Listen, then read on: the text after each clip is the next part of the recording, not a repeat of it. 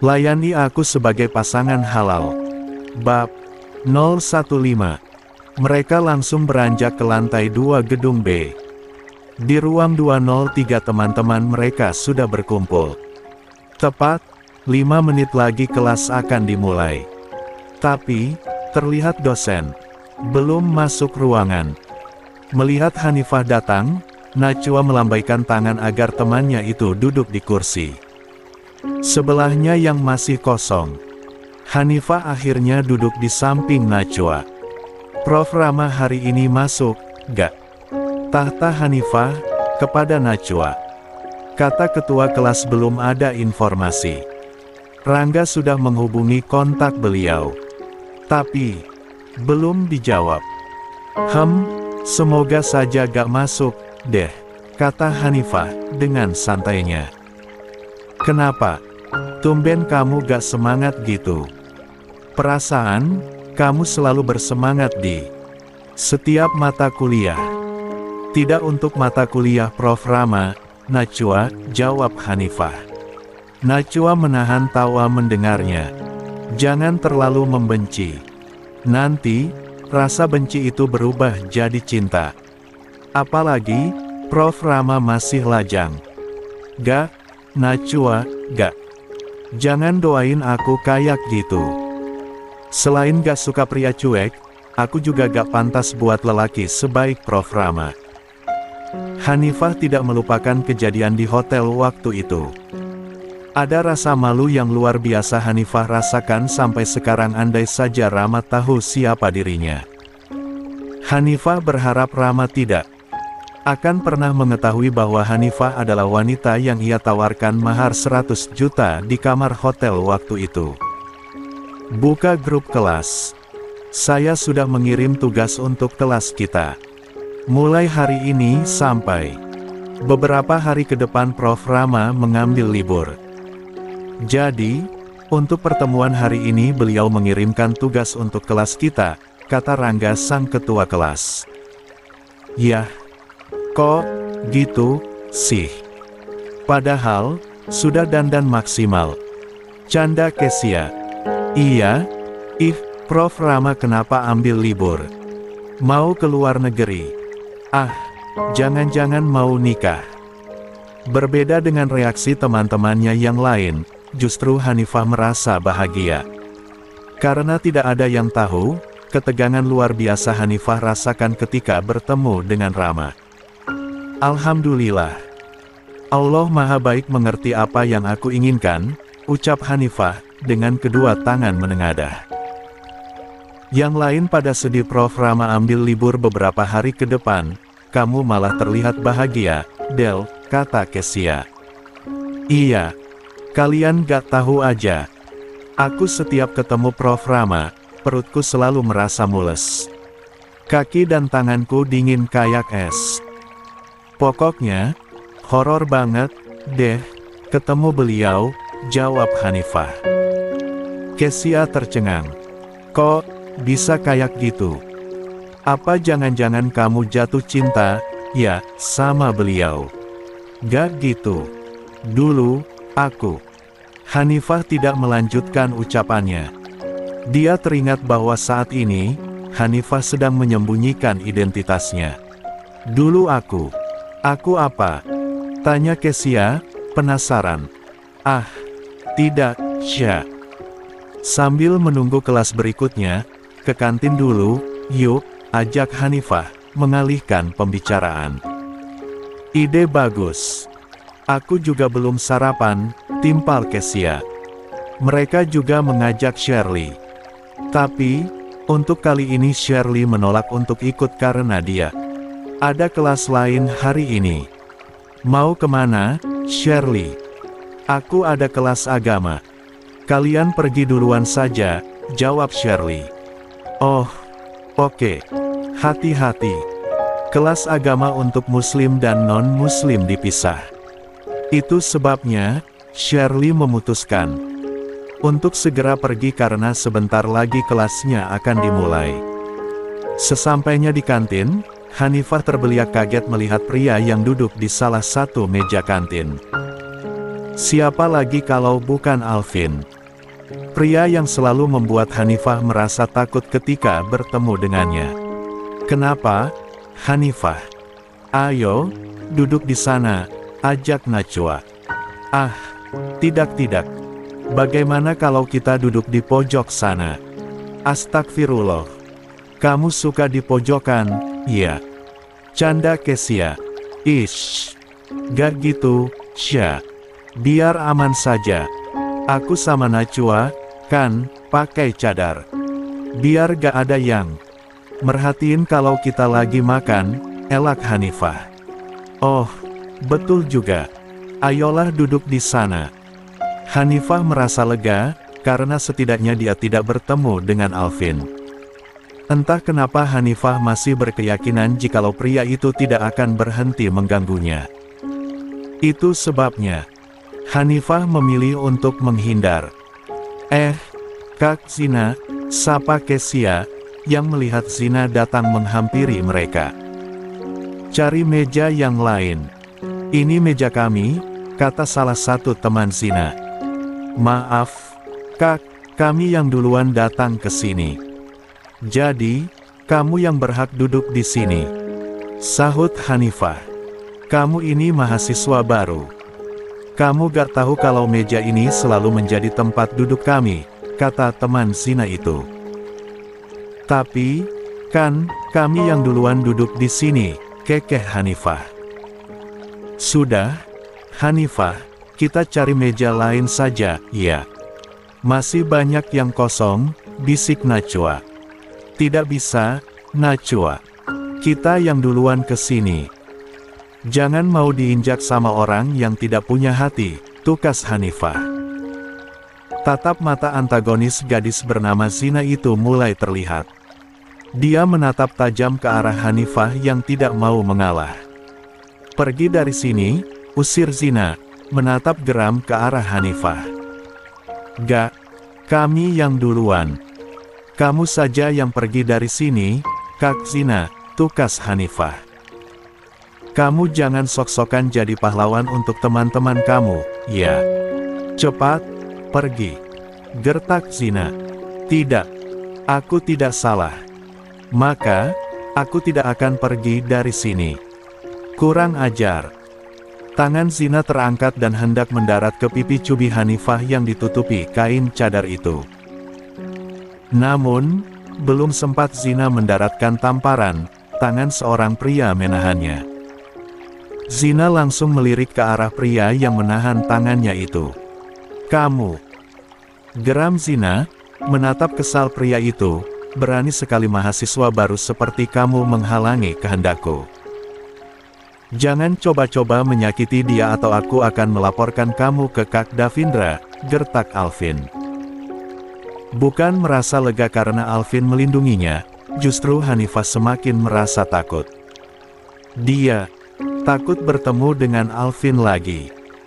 Perlahan, Hanifah memilih untuk melangkah mundur dan pergi dari sana. Hanifah! Teriak Kesia, memanggil temannya yang sudah menjauh. Ayo, Najwa kita susuk Hanifah. Melihat Hanifah sudah pergi, Alvin melepas tangan Zina. Dia menatap penuh peringatan kepada kakak tingkatnya itu. Zina merasa bingung, kenapa Alvin begitu berani terhadap dirinya. Ingat, jangan ganggu dia, ucap Alvin, mengingatkan lagi. Kenapa? Kamu hanya mahasiswa baru. Jangan sok-sokan jadi pahlawan, balas Zina. Ya, aku mahasiswa baru. Tapi, kakakku ketua BEM universitas. Kamu paham, kan? Alvin langsung pergi dari hadapan Zina. Zina tercekat. Jadi, Alvin adalah adik dari Davindra, sang presiden mahasiswa itu. Pantas saja sejak kemarin Alvin begitu berani dan aktif dalam kegiatan apapun, pikir Zina. Inilah alasan Rama mengambil libur. Hari ini, Rama memenuhi panggilan Kiai Malik atas dirinya. Ada beberapa hal yang Kiai Malik akan sampaikan sebelum orang tua Ramadan. Rama sendiri bertandang ke rumah sang kiai untuk prosesi lamaran. Rama, kamu tahu bagaimana seorang suami dan istri itu setelah menikah mereka akan saling memberikan khidmat untuk memperoleh keturunan juga, kan? Tanya Kiai Mali, setelah mereka berbincang basa-basi sedari tadi. Iya, Abah. Saya tahu bahwa itu adalah salah satu tujuan dari pernikahan, jawab Rama. Rama memang memanggil Kiai Malik dengan sebutan Abah karena Kiai Malik sudah menganggapnya seperti anak sendiri selama ini.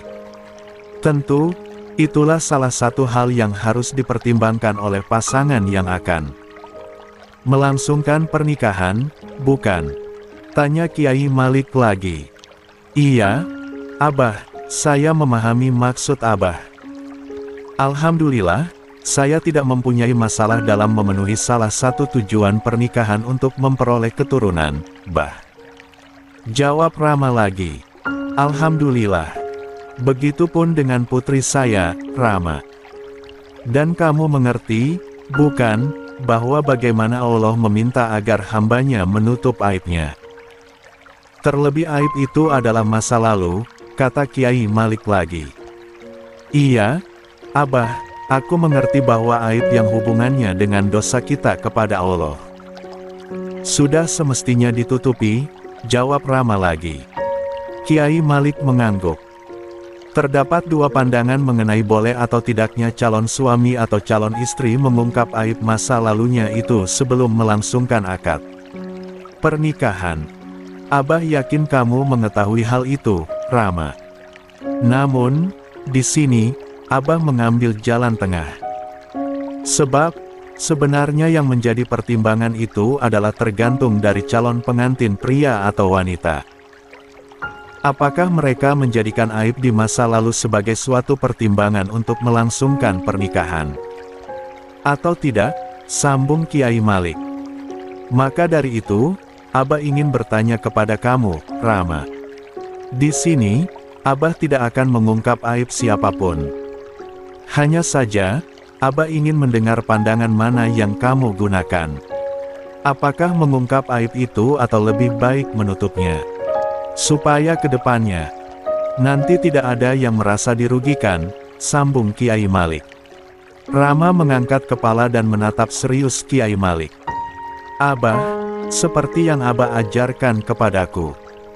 Seorang lelaki atau wanita itu menikah bukan untuk mengobral diri mereka.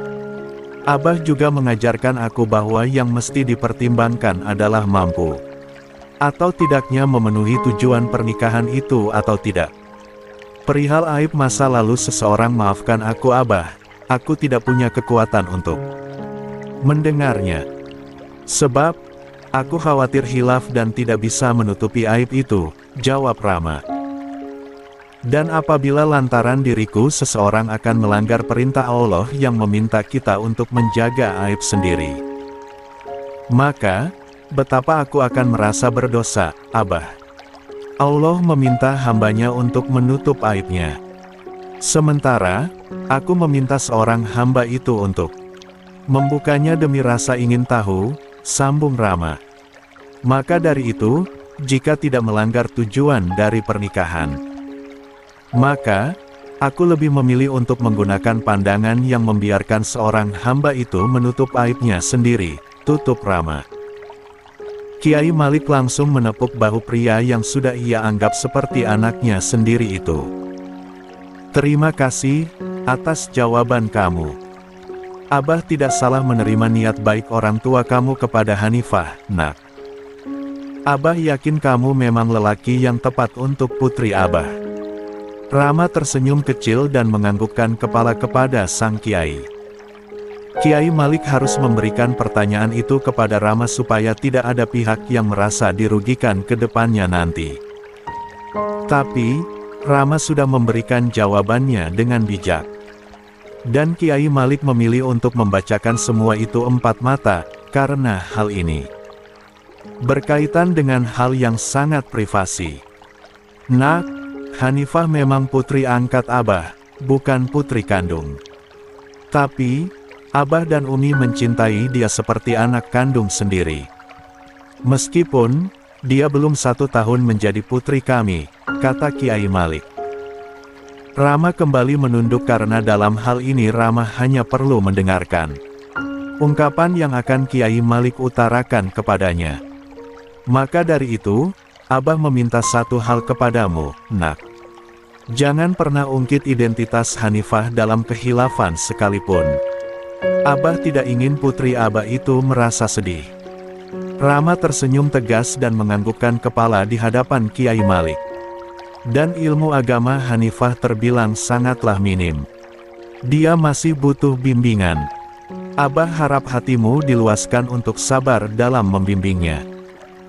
Jangan pernah kamu permasalahkan cadarnya dengan adabnya jika keduanya tidak bersesuaian di matamu, nasihat Kiai Malik lagi. Iya, Abah. Rama menundukkan kepala dalam-dalam. Abah percaya kamu akan bisa menjaga kepercayaan Abah kepadamu. Hari lamaran pun tiba. Hanifah terlihat sedang duduk di tepi tempat tidur seraya meremas jemari lentiknya yang terasa dingin. Hanifah membayangkan bagaimana wajah calon suaminya yang akan datang. Hari ini, Kak Laila, panggil Hanifah, begitu Laila masuk ke kamarnya. Iya, sayang. Laila duduk di sampingnya seraya mengusap kepala sang adik. Kasih bocoran, dong, Kak, calon suamiku seperti apa? Apa seperti aktor Korea gitu? Laila ingin tertawa mendengar pertanyaan lucu dari sang adik. Lebih dari aktor Korea, jawab Laila. Beneran? Kayak gimana, Kak, kalau lebih dari aktor Korea? Hidungnya kayak Arab-Arab gitu, Dek, mancung pokoknya. Ya ampun. Kok, tampan banget jodohku, Kak. Kalau kayak gini, gak apa-apa, deh, nikah. Muda. Laila tertawa. Iya. Jodoh kamu memang tampak banget dan idaman para wanita. Pokoknya. Mendengar kata, idaman para wanita, perasaan Hanifah mulai tidak enak. Tapi, sudahlah. Dia tidak mau berpikir yang tidak-tidak. Hari ini, Hanifah berusaha bahagia. Meskipun, ada rasa berat di hatinya. Hanifah tidak sabar untuk minat calon suaminya. Terlebih lagi, dia sudah siap untuk turun ke lantai bawah jikalau calon suami dan keluarga calon suaminya itu sudah datang. Kak, calon suamiku sudah datang, belum? Tanya Hanifah, gelisah. Belum, Dek. Gak sabaran banget, iya. Iya. Kak, aku sudah tidak sabar. Soalnya, penasaran sama wajahnya. Khas. Gak boleh hanya melihat wajah. Lihat hati dan ilmunya juga, nasihat Laila. Hanifah menyeringai. Iya, Kak, maaf. Aku hanya penasaran, karena kata Kak Laila wajah calon suamiku melebihi aktor Korea. Hanifah belum tahu jikalau calon suaminya itu adalah Rama, dosennya sendiri. Dosen yang selalu dianggapnya cuek. Bahkan, perutnya selalu terasa mulas begitu bertemu Rama. Karena merasa tegang. Entah, bagaimana reaksi Hanifah jikalau nanti dia tahu bahwa calon suaminya itu ternyata orang yang selalu ingin ia hindari. Kamu cantik banget, ya, Dek. Apalagi, kalau cadar ini dibuka. Masya Allah, puji Hanifah. Mengusap kepala sang adik. Kak Laila bisa aja. Hanifah bersemu merah di balik kain cadar berwarna putih itu. Laila tidak bisa menenangkan kegelisahan Hanifah saat ini. Dia merasa begitu tegang dan cemas karena menunggu calon suaminya yang belum juga datang. Kak, aku harus apa kalau misalkan nanti calon suamiku itu sudah datang? Tanya Hanifah. Turun ke bawah sama aku, Dek. Nanti Umi akan memanggil kamu ke sini kalau calon suami kamu sudah datang. Ya ampun, aku jadi tegang gini. Hanifah meremas kain gamisnya,